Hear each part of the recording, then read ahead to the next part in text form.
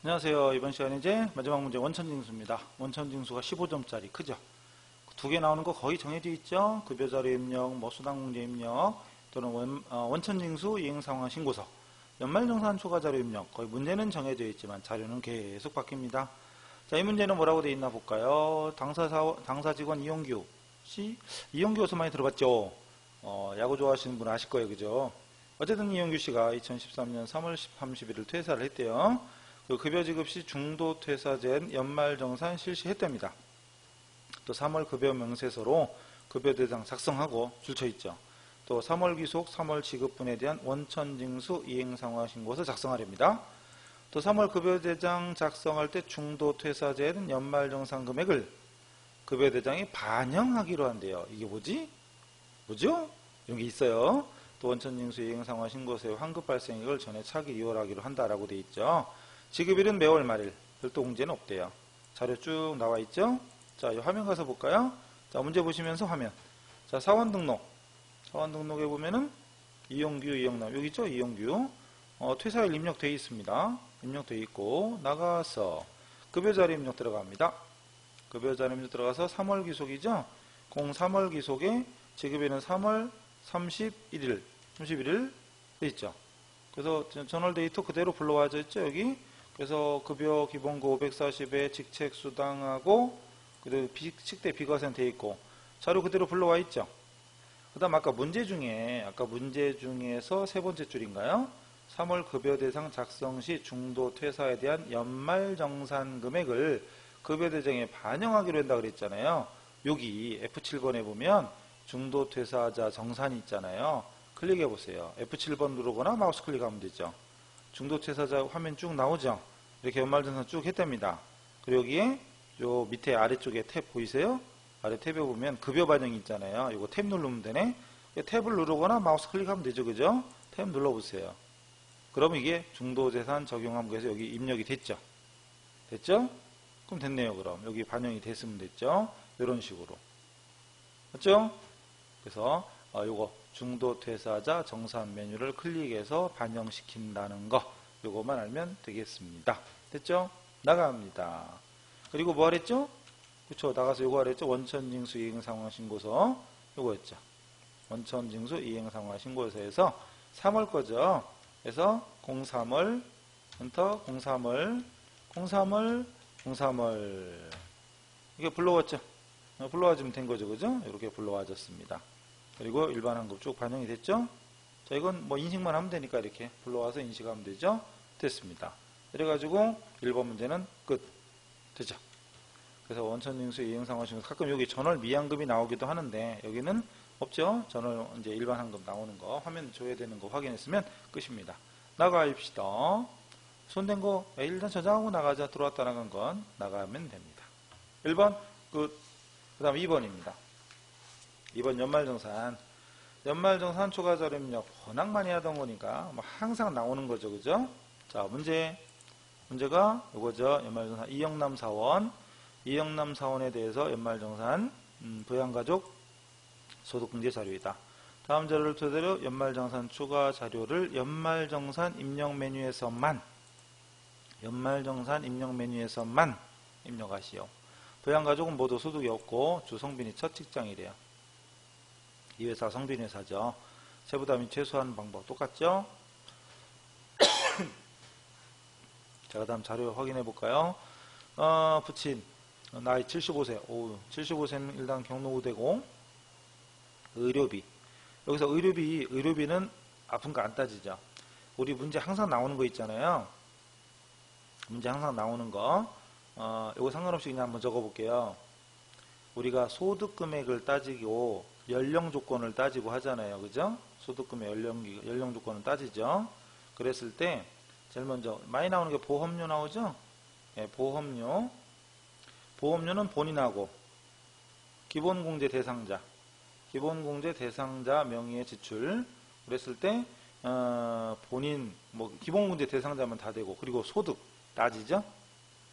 연령도 따집니다. 맞죠? 그 다음 기부금 보험료 기부금 같이 해요. 그냥 왜 그런지 몰라도 같이 해요. 기부금은 이것도 본인하고 기본공제 대상자 다 되죠? 그리고 역시 소득, 연령 조건 다 따집니다. 즉 소득 금액 100만 원 이상, 연령 20세 이하, 60세 이상, 그죠? 이런 연령 조건 따집니다. 연령에서 배우자라든가 장애인은 연령 안 따지는 거 아시죠? 장애인은 연령에 관계없다 이거 아시죠?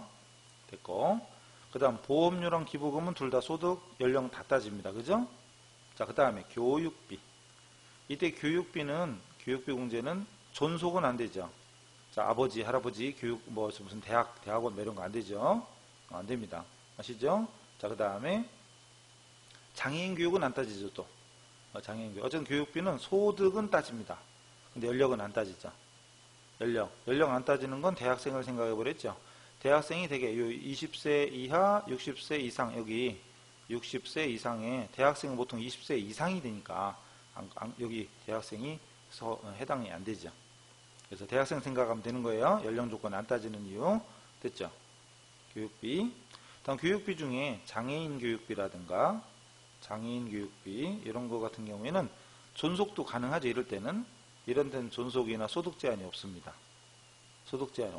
장애인 교육비는 존속도 되고 소득 제한 없고 이렇게 됩니다. 원래 존속 교육비는 안 되었죠. 그죠? 자, 이런 것들. 그 다음에 신용카드. 신용카드도 역시, 자, 신용카드는 형제자매 안 되죠. 형제자매 사용액은 안 됩니다. 그죠?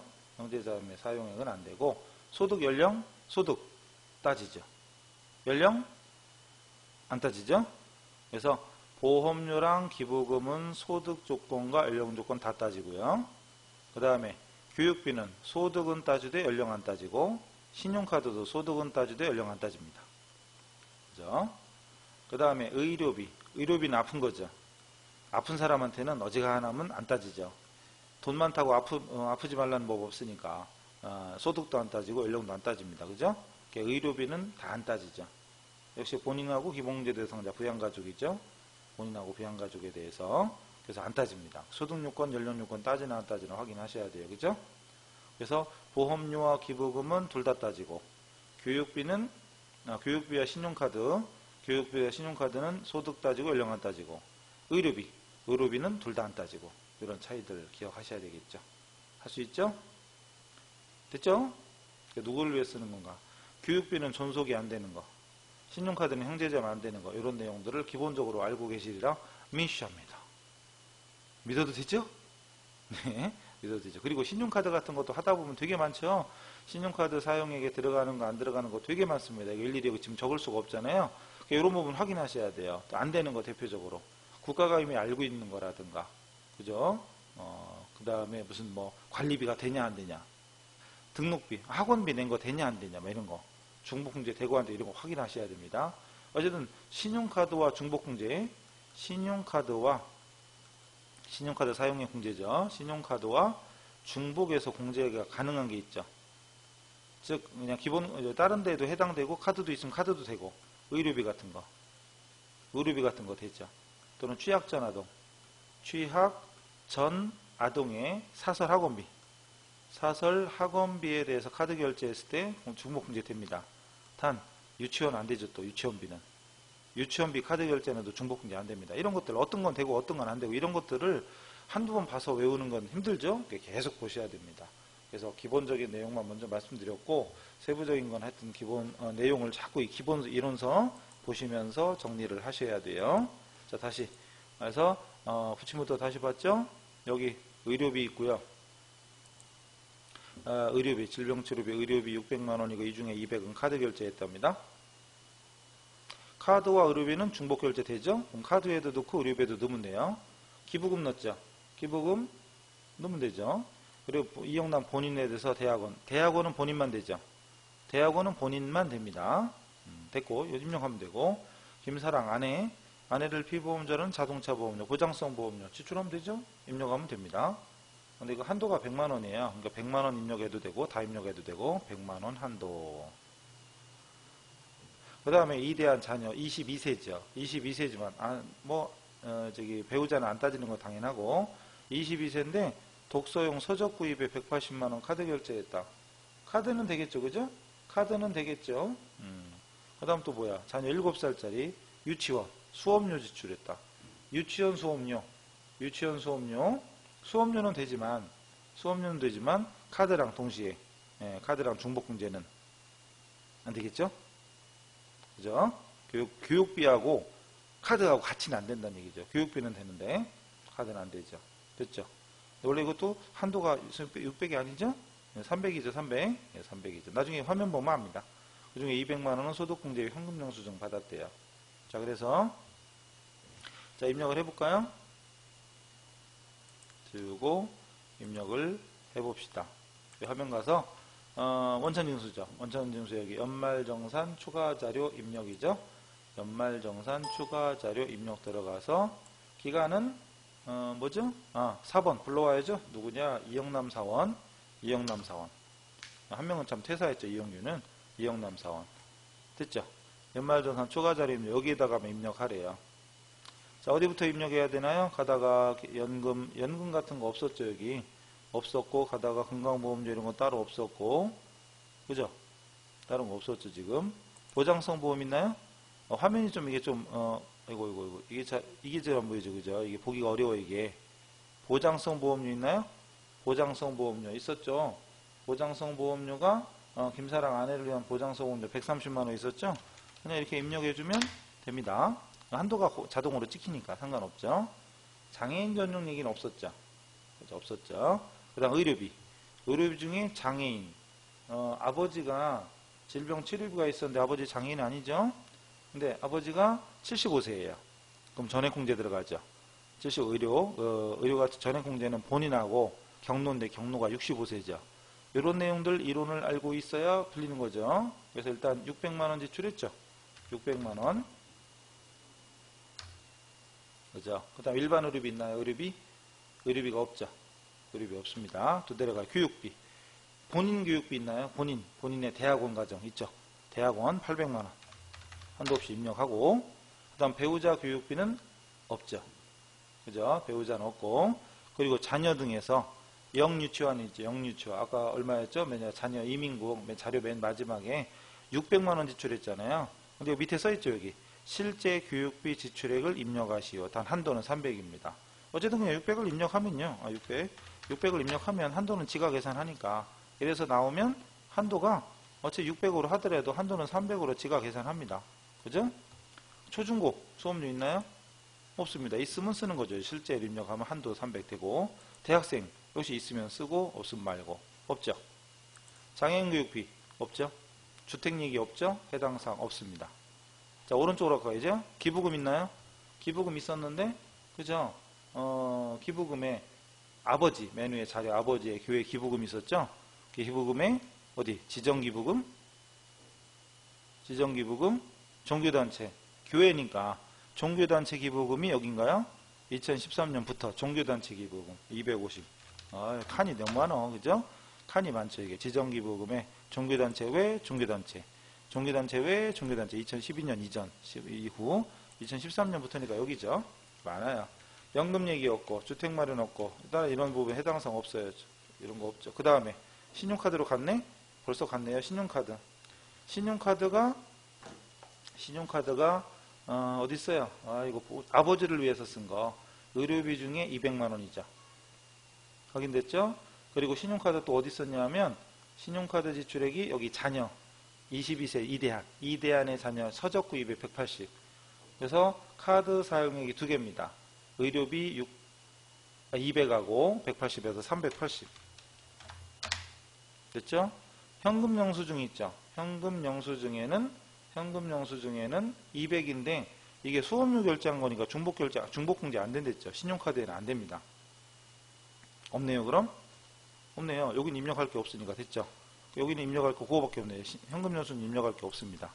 됐죠? 그럼 더 할 거 없죠? 밑에 없죠? 짠! 없습니다. 딱 칸이 너무 많아요. 그죠? 그래서 처음 하는 사람은 되게 어렵겠지만 몇 번 해보면 이렇게 몇 군데 이렇게 슬슬 가보면 대충 구분이 될 거예요. 요 주택 차입금이자 상환에 뭐 이런 것들 나올 때는 또 그거 또 확인해야죠. 본인만 공제 가능한지.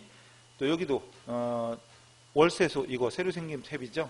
월세 소득 공제라든가 아니면 연금저축 따로 있고 부양가족별로 입력하는 것도 있죠. 여기 그죠? 부양가족별로 입력하는 화면도 있고 하니까 좀 그때 문제 따라서 확인하셔야 됩니다. 근데 이 문제에서는 여기서만 하랬죠. 여기서만 하라고 문제에 써 있습니다. 그죠? 두 번째 줄에 연발정산 탭에서만 입력하시오 라고 되어 있으니까 여기서 하는 거고, 가족별, 부양가족별로 이렇게 입력하는 화면도 있더라 이거죠. 여기 밑에 여기 입력하는 거 전 회차에서 아마 있었던 것 같죠? 58, 몇 회죠? 58인지 59회인지 이런 화면도 있더라. 뭐 지금 이걸 다 일일이 할 수는 없으니까 일단은 이 연말정산 탭에서만 입력이 됐습니다. 됐죠? 그래서 이것도 당장 이 문제 답이 뭐냐도 중요하지만 일단 수시로 자꾸 보면서 의료비에 누구 해당되고 안 되고 또는 교육비 누구 해당되고 안 되고 뭐 이런 것들을 자꾸 확인하셔야 돼요. 그러니까 이 문제 답도 중요하지만 그런 이론이 받침되지 않으면 나중에 자료가 바뀌었을 때 이거 입력해야 돼 말해야 돼 고민되잖아요. 그런 문제들을 하여튼 이론적인 바탕, 그래서 이론 부분을 자꾸 살펴보세요. 아셨죠? 자, 그래서 원천징수 마치도록 하겠습니다. 다음 시간 이론인가요? 자, 이론은 미리 풀어보셔도 좋고 아니면 객관식에 대한 노하우가 아직 부족하다 싶으면 강의 먼저 듣고 푸세요. 다음 시간에 뵙겠습니다. 수고하셨어요.